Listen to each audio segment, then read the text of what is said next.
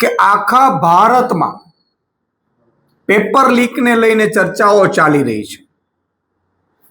Paper લીકને લઈને આંદોલનો ચાલ્યા, paper લીકને લઈને કાનૂનની વાત કરીએ છીએ, પેપર લીકને લઈને કેન્દ્રીય શિક્ષણ પ્રધાને રાજીનામું આપ્યું, પેપર લીકને લઈને આખા દેશની જેનજી રોડ ઉપર આવી અને ફરી પાછું ભાજપના રાજમાં ગુજરાતમાં પેપર લીક થયું છે.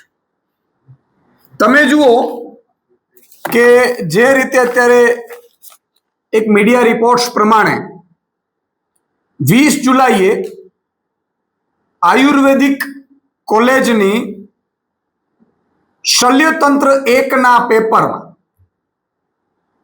ત્રીજા વર્ષના આ શલ્યતંત્ર નામના પેપર લેવાતું હતું. એ પહેલા એક નવી મોડસ ઓપરેશનથી આ નવી સ્ટાઇલ છે, મોડસ ઓપરેન્ડી છે. એમાં હવે આ લોકો ઇમ્પોર્ટેન્ટ ટોપિક્સ અને પોઈન્ટ્સ અથવા તો ઇમ્પોર્ટેન્ટ ક્વેશ્ચન્સ કરી અને પેપર લીક કરે છે. એમાં ગુજરાતમાં આ આયુર્વેદિક કોલેજનું પેપર લીક થયું છે અને જે પ્રમાણે દાવો કરવામાં આવ્યો છે એ પ્રમાણે 33 કોલેજો છે, એમાં જે પેપર લેવામાં આવતું હતું એ પેપર શરૂ થાય એ પહેલા વોટ્સઅપ ઉપર આ પેપરના પોઈન્ટર્સ ફરી રહ્યા હતા, ક્વેશ્ચન ફરી રહ્યા હતા. એમાં 12 માંથી 11 ક્વેશ્ચન્સ આવ્યા છે. એટલે નવી સ્ટાઇલથી પેપર માફિયાઓએ ગુજરાતમાં પેપર લીક કર્યું છે અને એમાં સ્કોડની નિરીક્ષકોએ સ્કોડની ટીમને જાણ કરી છે, સ્કોડ પરીક્ષા નિયામકને જાણ કરી છે, પરંતુ આની ઉપર ઢાક પીછોડો કરવામાં આવ્યો છે. અને ગુજરાતનો રેકોર્ડ રહ્યું છે કે ગુજરાતના જેનજીને આ ભાજપની સરકારે સતત પેપરો ફોડીને એની જિંદગીઓ બરબાદ કરી છે. આજે જ એક સમાચાર આવ્યા છે, એમાં એક દીકરીએ ફરી જે નીટમાં પરીક્ષા લેવાની એમાં થોડા માર્ક્સે પાછી રહી ગઈ એટલે એને સુસાઇડ કર્યું છે. ગુજરાતના જેનજીને આ ભાજપે છેલ્લા 30 વર્ષથી કોઈના કોઈ રીતે પરેશાન કરી રહી છે. એક તો નોકરીઓની ભરતી ન પાડે, નોકરીની ભરતી પડે તો પેપર લીક કરી નાખે. એક પેપર લીક કરે, 2 પેપર લીક કરે, 5 પેપર લીક કરે, 20 પેપર નહીં 35 પેપર લીક કર્યા છે. અને જ્યારે પેપર લીકના આંદોલનમાં અમે ગયા હતા એકવાર, ત્યારે પેપર લીક કરનારા ઉપર કલમો નહોતી લગાડી, એટલી મારા ઉપર કલમો લગાડી, મારી ઉપર છેડતીની ફરિયાદો કરી. કમલમમાં અમે ગયા હતા તો દારૂની ફરિયાદ કરી.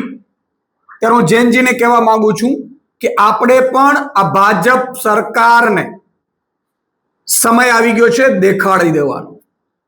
આ તમામ જેનજીને કહેવા માંગુ છું અને જેનજી જ પરિવર્તન લાવી શકે છે. નરેન્દ્ર મોદી અત્યાર સુધી એવું કહેતા હતા કે નરેન્દ્ર મોદી કોઈનું રાજીનામું ન લે.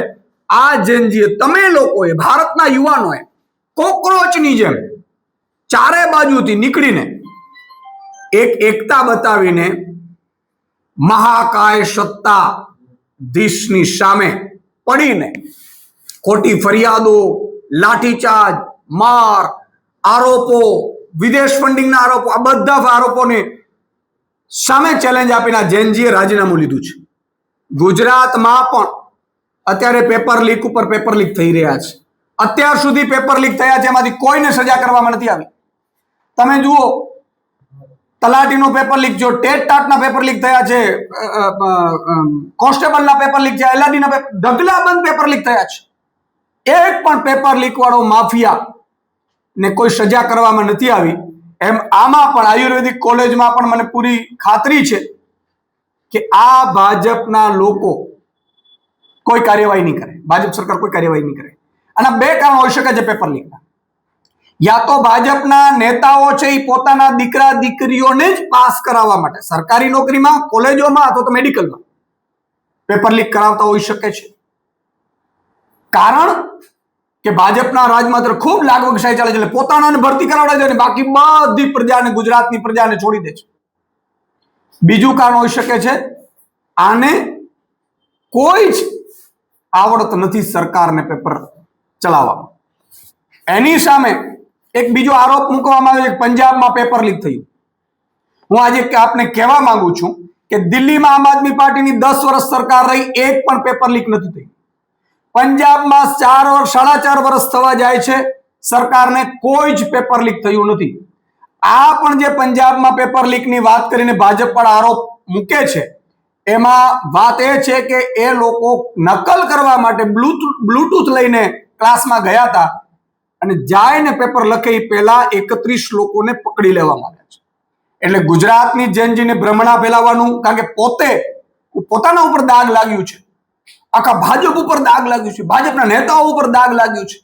જે ભાજપના નેતાઓ કોકરોચ જનતા પાર્ટીના નેતાઓને વિદેશથી ફંડિંગ આવે છે, ચીનથી આવે છે, આવું કહીને આરોપો પ્રત્યારોપો કર્યા હતા, એ જ લોકો જ્યારે એને મળવા ગયા ત્યારે બધા ભાજપના નેતાઓ મોઢા ઢીલા પડી ગયા, કાળા પડી ગયા. અને આવું દર વખતે થાય છે. એટલે એક આ અગત્યનો મુદ્દો છે. જો પેપર લીક મામલામાં આમાં યોગ્ય તપાસ નહીં કરવામાં આવે તો આગામી સમયમાં આમ આદમી પાર્ટી ઉગ્ર આંદોલન કરશે, એની અમે સરકારને એક જાણ કરીએ છીએ.